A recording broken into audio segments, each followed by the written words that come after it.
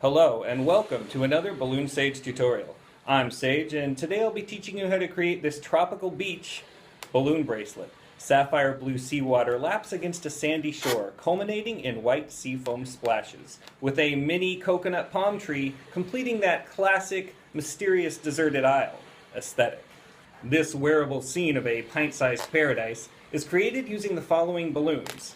Two 260s, that'll be blush or goldenrod for the sandy beach, and sapphire blue for the water. Also 3 160s, green, white, and mocha brown, with a chocolate brown 160 tip for the coconut detail. This creation is actually not very difficult, so I'll be breezing through the instructions. And watch through to the end of the video for a beautiful channel intro from my friends Tanya and Ron at Ask Me for a Balloon. They have the best balloon decor channel on YouTube, so you're going to want to check them out. We're going to start off with our 260s, inflated a little less than halfway, and linked together. And this is a standard flower base for our bracelets, except that we're using two different colors to create it. So as you can see, pretty standard stuff, petal twists. I'm going to be making 4 of the sand, or blush colored ones, and then 3 of the sapphire blue for the water, with a pinch twist on top. Kind of holds the tree in and everything. So let's make the first. And I think the sapphire blue should be a little bit bigger than the blush pinch twist. And make sure to tie it all into the center to make it one cohesive piece, rather than a bunch of petals that need wrangling. So let's get another one. And you want to control the amount of air. You want to really kind of squish them, make them malleable, especially when you're twisting. Line these up, these focal points,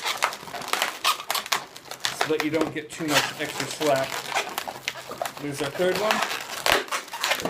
Spin it around. You can tie it all the way through, and then we'll just straight up break off the rest of this.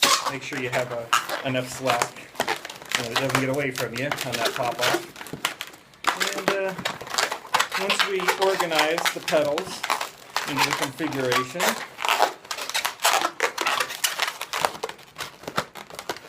about like that, we're going to break off, but first, there's that pinch twist. Nice and soft, so it doesn't pop on you. And it ties at the center. Break this off, tie it through, and there's your base. Inflate your brown 160. This will obviously be the trunk. We start off with a pinch twist, which will help support from the bottom, as this pinch twist helps support from the top. This won't come undone. Alright, tie that in. Stick it there and give yourself a nice uninflated portion of balloon to work with. Kind of force the air out of there. Stick it up through the top.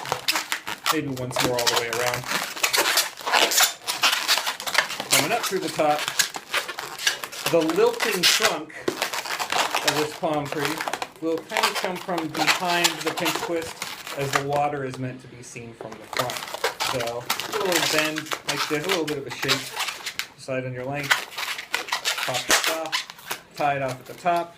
And leave a little bit of scrap here. Let's create the extremely recognizable fronds of the coconut palm with, I'd say, about a 2-finger cylinder twist with our green 160 inflated about halfway, and arch over. And it's as simple as that. You can make, well, I would say tie it in the middle just to be safe and don't come undone. You can make anywhere from 4 to 6 of these and it'll look great. My preferred is 6, so there's 2. Just keep twisting them in. Like that. There's another one. And you can just kind of estimate with this with your eye. It's actually pretty easy. And if they're a little bit off, we'll still look good. There's the fourth one. And I think I'm going to make 5 on this one. Arch it over. And tie it through. Okay, pop that off. As usual, tying it all the way through. Don't need to knot it, you just need to make it disappear in there. Position the palm leaves, and it easily attaches to the trunk.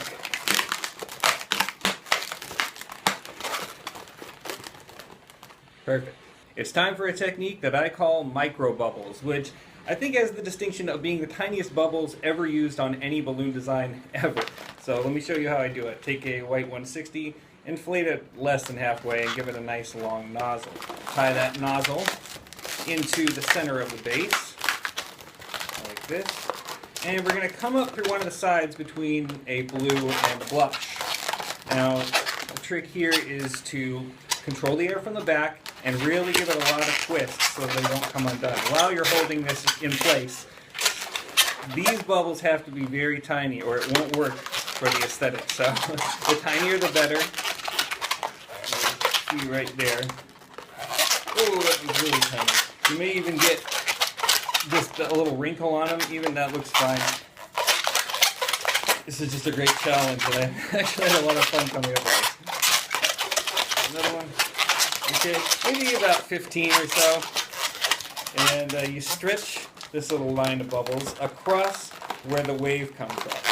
So you're going to tuck it a little bit under the pinch twist. Just small manipulations. And when you come to the end, you're going to get a nice uninflated portion of balloon. Stretch it down here, comes through the other side, and basically break off and tie what's left over. Side, like this, tie it through, bottom, okay? And from there, it's just those tiny manipulations to make it look like a crashing necklace. For the finishing touch, take a chocolate brown 160 tip, inflate, tie off, leave a little bit of scrap, and then tie it directly into the fronds. Thank you so much for joining me on this tropical beach balloon bracelet. Please like, please subscribe, and check out Tanya and Ron.